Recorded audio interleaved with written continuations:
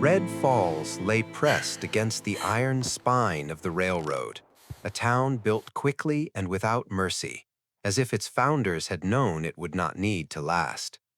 Idaho, 1892. Snow lingered longer here than it should have, trapped between hills and chimneys, blackened by coal dust and boot prints. The wind carried grit instead of silence, and every sound seemed worn down before it reached the ear.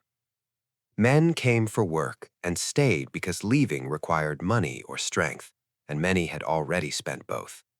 Those who failed were absorbed quietly. They vanished into mines that collapsed without ceremony, into saloons where nights swallowed names, into rented rooms with one narrow bed and no windows at all. Pain was common currency in Red Falls. It was expected, almost respected. Weakness, on the other hand, was treated as theft, as if being unable to endure meant stealing time or space from others. The town did not rage at people who faltered. It simply stepped over them and waited for them to disappear. Malin Harrow had lived long enough in that space to understand the rules without ever agreeing to them. She occupied a narrow room behind a building that leaned slightly to the east, its boards warped from years of weather and neglect. The air inside always smelled of damp wood and old smoke. She woke each morning before dawn, not because she needed to, but because coughing no longer allowed her to sleep past the coldest hours. Her body had learned its limits and reminded her of them constantly. Illness had slowed her movements, hollowed her cheeks, thinned her arms until sleeves no longer fit as they once had. What had been temporary weakness became permanent inconvenience, and in Red Falls, that distinction mattered. She worked when she could, and when she could not, she endured what followed. Each missed hour marked her further as expendable. Her usefulness was measured daily, and the measure was failing. The cough drew attention. The pauses between steps annoyed people. Her need to sit was taken as defiance. No one asked how long she had been sick or whether she could recover. Red Falls did not invest in people already deemed nearly gone. She moved through the town carefully, shoulders drawn inward, eyes lowered, not from shame, but from habit. Looking directly invited notice, and notice invited judgment. She learned which alleys allowed her to stop without being seen, which walls were warmest in the afternoon, which doors would remain closed no matter how long she stood outside them. Hunger became a quiet companion, less painful than the effort of seeking help that would not come. Each day her existence balanced on something fragile and unseen, a missed payment, a delayed job, a cough that would not stop. The town had already decided the outcome, even if her body had not yet followed along. She was treated as a conclusion waiting to happen. That night, the cold arrived early and without warning.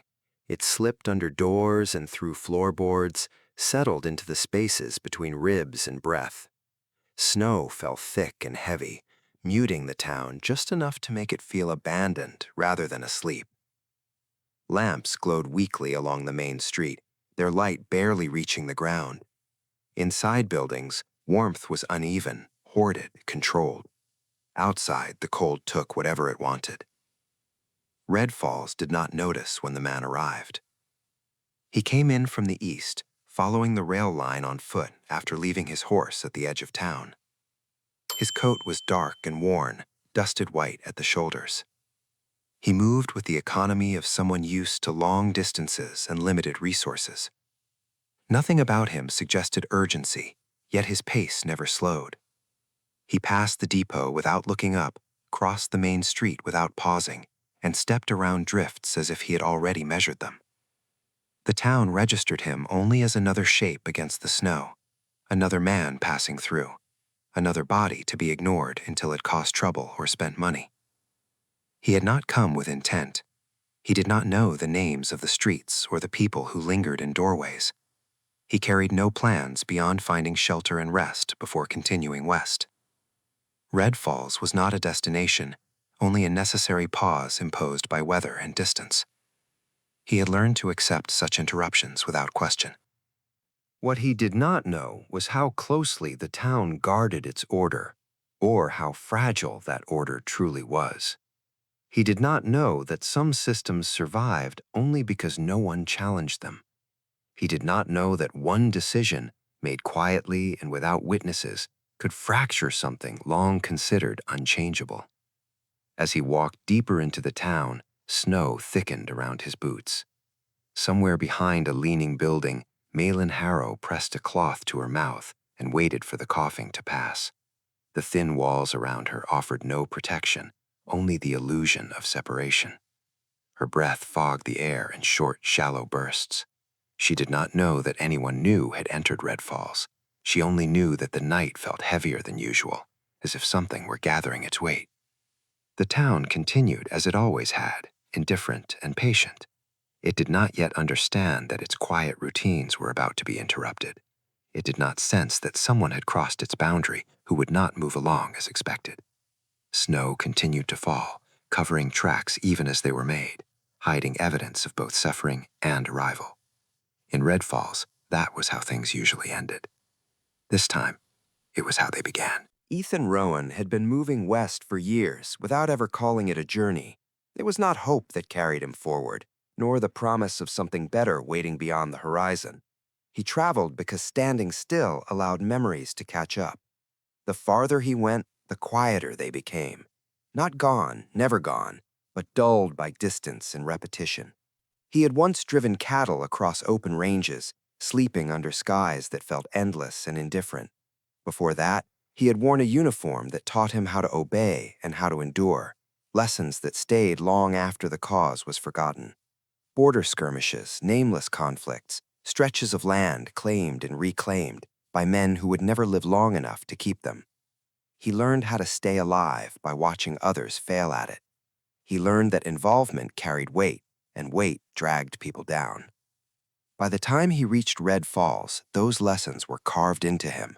Keep moving, stay quiet, do not interfere.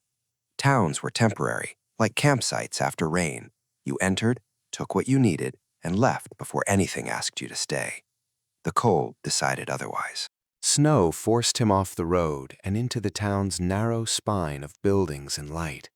His horse was left at the edge of the rail yard, sheltered poorly, but well enough. Ethan walked the rest of the way, boots stiff with ice, shoulders tight beneath his coat. The saloon appeared as shelter rather than invitation, its windows glowing weakly against the night. He stepped inside the way men did when they needed walls more than company. Heat struck him first, sharp and almost painful. The smell followed, thick with alcohol, sweat, and smoke. Sound filled the space unevenly, laughter clashing with worn music, boots scraping across floors that had absorbed decades of spills and fights. He did not pause to take it in. He moved instinctively toward the edge of the room, back to a wall, eyes scanning without appearing to look. Ethan had learned how to be invisible without hiding. Most of what he saw meant nothing to him. Men bent over glasses, faces red from drink and weather, a kind of noise that suggested the night would end badly for someone, though not necessarily anyone present. He waited for the rhythm of the room to settle in his mind, for his body to accept that there was no immediate threat. Then he saw what others had already stopped seeing. The woman was being dragged, not roughly enough to draw attention, not gently enough to suggest care. Her feet barely caught the floor. Her head lolled forward, dark hair clinging to her face. She did not struggle. That was what set her apart. Most people fought when they were handled like objects. This one had passed that point. No one intervened. No one even turned fully toward her. The act was too ordinary to register. Whatever she was, whatever she had been, the room had already agreed she did not matter. Ethan felt the shift before he understood it, a tightening in his chest, not fear, not anger, but recognition. He had seen bodies carried that way before, men pulled from trenches, shapes lifted from snowbanks and left behind because they slowed the column. The weight was the same, the emptiness in the movement. He did not rise immediately. He did not call out or draw eyes. He watched long enough to confirm what his instincts were already telling him. The woman was not dead, not yet, but the margin was thin, and no one here intended to widen it. This was the moment his past would have told him to leave. It would have been easy. He owed nothing to this town, and even less to the people inside it. He could finish his drink, step back into the cold, and by morning, Red Falls would absorb whatever. He stayed seated, hands resting flat on the table, feeling the grain of the wood beneath his palms. He understood the cost of attention. He understood what involvement demanded. Violence had a way of multiplying once invited in. He had spent years outrunning that truth. And still, something settled into place. It was not righteousness, not pity. He did not imagine himself as her answer or her salvation. He simply reached a conclusion that felt unavoidable. If nothing changed, the woman would die in this town. Not dramatically, not memorably. She would be erased the way Red Falls erased people, quietly and without consequence. Ethan stood. The movement was unremarkable, lost among others shifting their weight or reaching for another drink. He did not hurry. He did not square his shoulders or harden his expression. He walked with the same measured pace that had carried him through skirmishes and stampedes alike, a pace that suggested certainty without aggression. By the time anyone realized something was different, he was already too close for it to be ignored. He did not think of it as a choice made in courage. It felt closer to inevitability, a line crossed so subtly that it only became visible afterward. He was not looking to fix the world, or even the room. He was not searching for justice or repayment. He had simply decided that this woman would not die here. That decision, quiet and unannounced, struck the foundations of Red Falls harder than any shout or threat could have. Like a spark dropped into dry timber, it did not look dangerous at first. It would not remain that way for long. They left the town before dawn, when Red Falls still believed everything would remain as it was. Snow muffled their departure, covering tracks almost as soon as they were made. The buildings faded behind them without protest, as if the place itself had already forgotten their shapes. The road accepted them reluctantly, hard and uneven beneath the hooves, rising toward country that did not offer mercy easily. Idaho opened around them in long, kale stretches, stone pressed through thin soil. Pines stood like watchful figures along the ridges.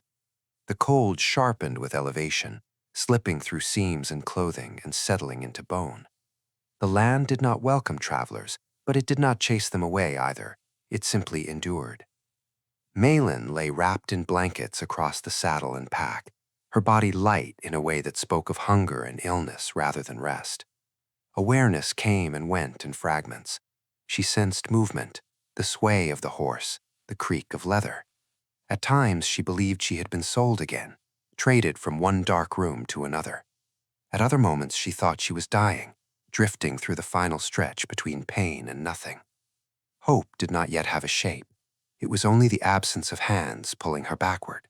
Ethan rode without hurry, but without pause.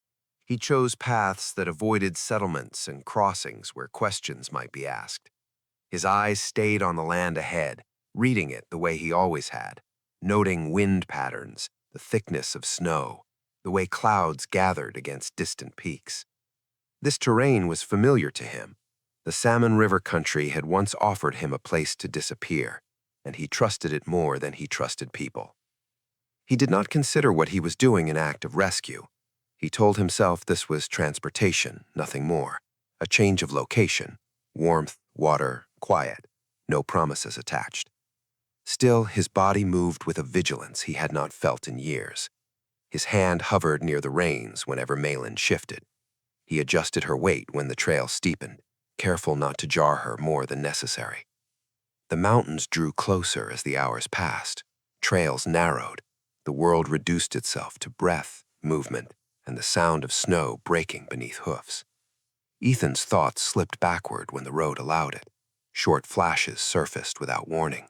A line of men waiting in silence, blood darkening dust. The moment when survival stopped feeling like victory and became habit. He pushed those memories down the same way he always had, by focusing on the next rise, the next stand of trees, the next place the wind changed direction. Malin's body resisted disappearance with a persistence that surprised even her. Each breath burned, but it came. Each jolt sent pain through her chest, but she remained. Somewhere between waking and sleep, she noticed warmth that did not demand payment, water that touched her lips without threat, a presence behind her that did not close in. Fear remained close, but it no longer ruled every thought. Time stretched. Day bled into day without clear edges. When night came, Ethan made small fires hidden among rocks and trees, shielding the flame from view. He fed her broth when she could swallow it, snowmelt boiled down to something safe. He spoke only to the horse, and even that was minimal. Silence settled between them, not heavy, not kind, simply there.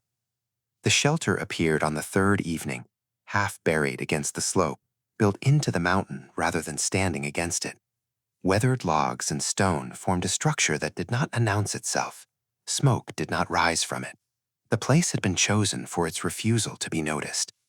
Ethan dismounted and lifted Malin carefully, her weight scarcely more than a child's.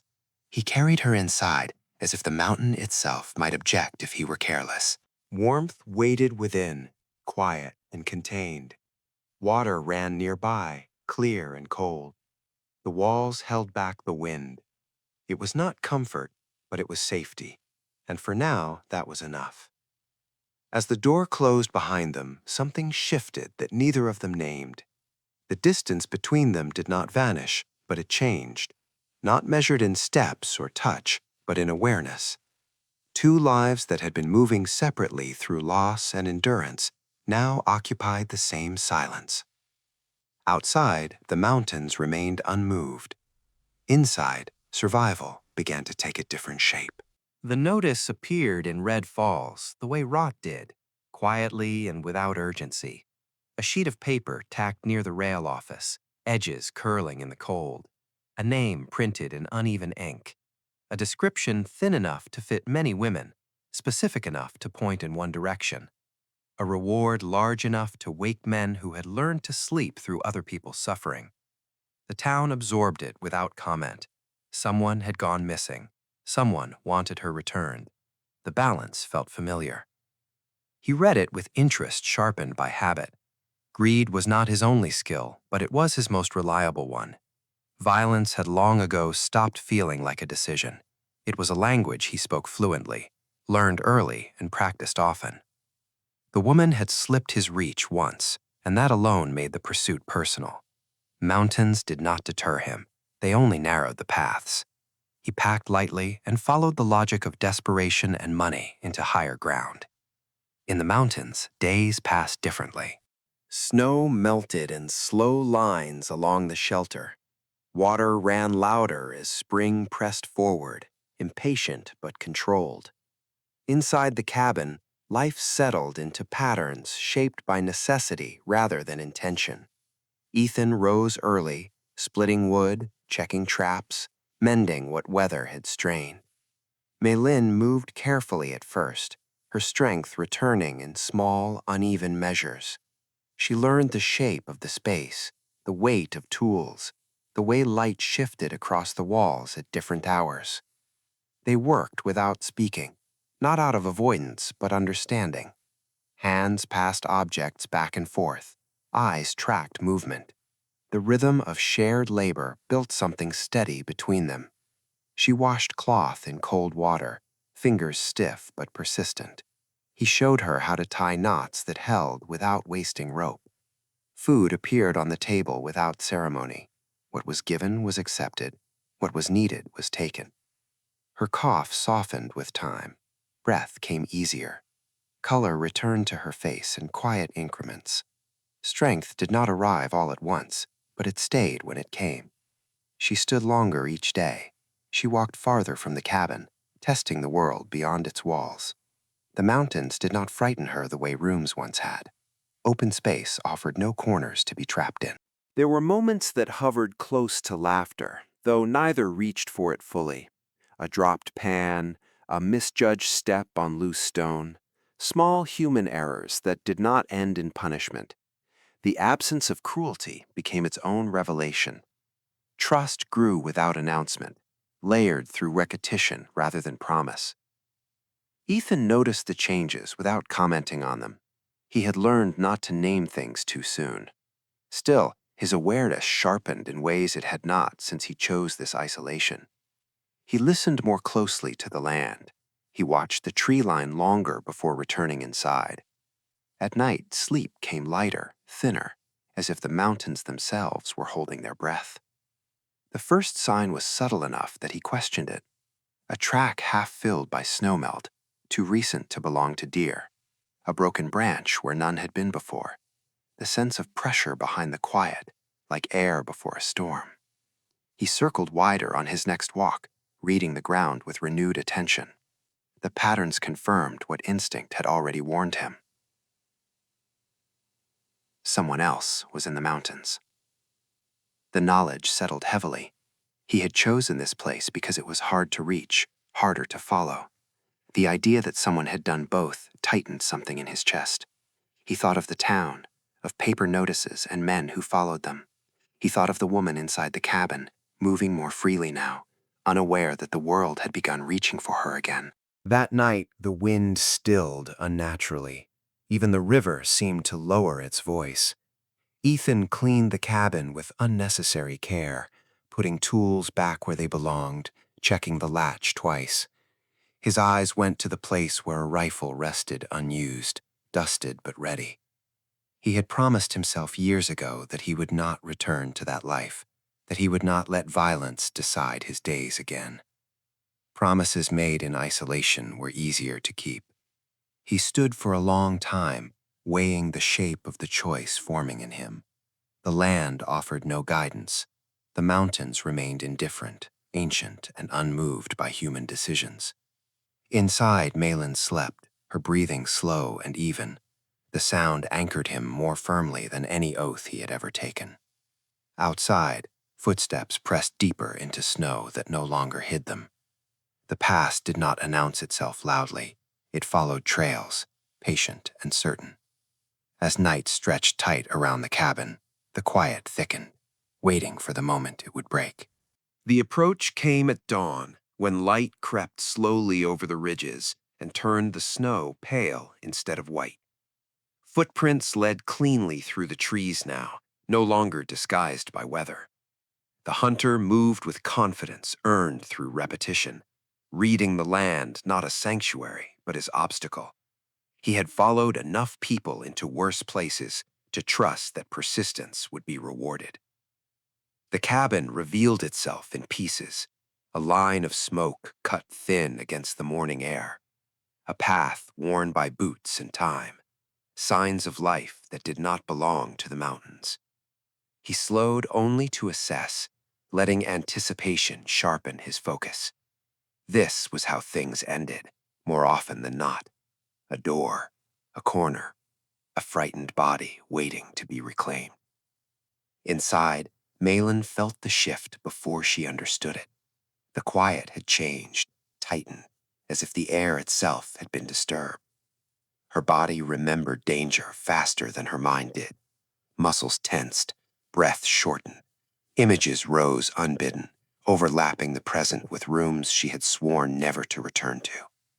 The instinct to shrink pulled at her, old and familiar. She did not obey it. Her hands steadied against the table. Her feet remained where they were. Fear stood in front of her, fully formed, but it no longer commanded her entire body. She recognized it now as something that passed through her rather than owned her.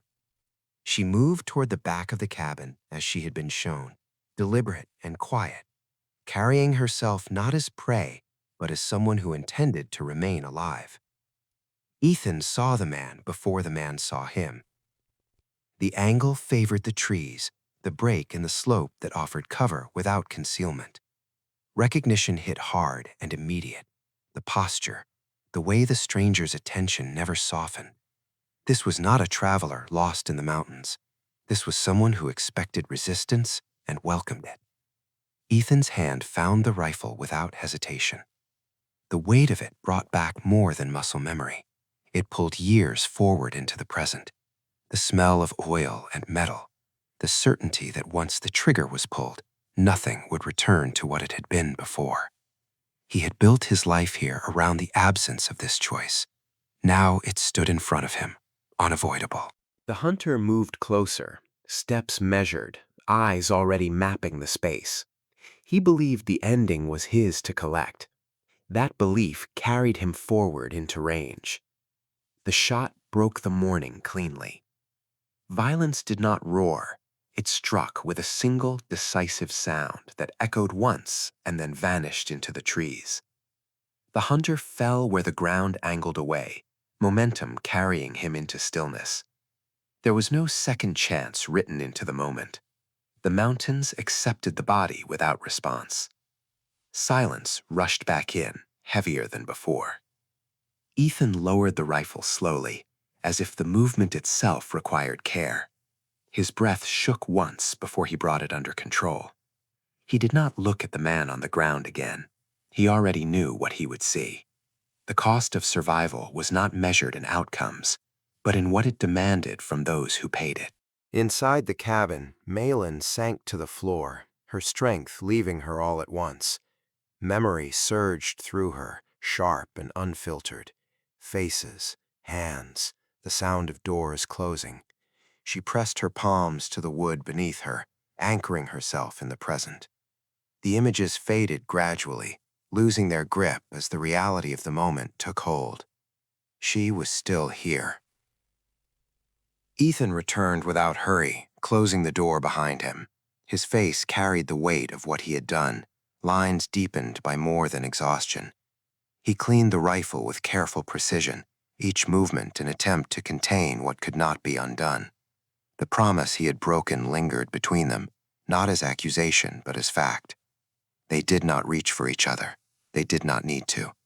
They remained alive, and the mountains remained standing. Between those two truths, something fragile and hard-won endured, marked by violence but not defined by it.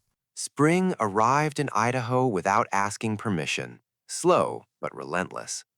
Snow loosened its grip on the higher slopes, retreating into shadows and memory. Rivers broke free from ice with a sound that carried through the valleys, constant and alive. The land darkened as it accepted seed and water, opening itself to the work of renewal. The cabin changed with the season. Light stayed longer on the walls. The air inside no longer burned the lungs. Malin moved through the space with a steadiness that had once seemed impossible. Her body no longer existed only to endure. It responded now to intention. She rose each morning not because survival demanded it, but because something in her wanted the day to begin. She learned the ground around the cabin the way one learns a language, patiently and without fear. Her hands pressed into soil, planting what might grow later. The act carried meaning beyond its purpose. It assumed time. It assumed return. The future no longer felt like a threat waiting to be endured, but a space that might be entered carefully. Her past did not vanish. Some nights it returned in fragments, unwelcome but weaker than before. Memory no longer owned her waking hours. She carried it instead of being carried by it. Strength revealed itself not in defiance, but in choice. She chose where to stand. She chose when to rest. She chose to remain. Ethan watched these changes with a quiet attention he did not disguise from himself. The mountains had once served as his hiding place, a shield against the weight of the world. Now they became something else, a place where presence mattered, where absence no longer felt like safety. The rifle stayed where it had been cleaned and stored, untouched. Its presence was acknowledged, not denied, and that was enough. He returned to routines that did not revolve around vigilance alone. He repaired what had been neglected. He expanded the shelter slightly, not because it was necessary, but because it felt right to make room. Isolation loosened its hold on him in small, precise ways. He remained a man shaped by restraint, but the distance he once maintained softened into something chosen rather than enforced. Silence remained important, but it no longer served as armor. It became space shared willingly. Their connection did not announce itself. It grew through repetition and trust, through days that passed without incident.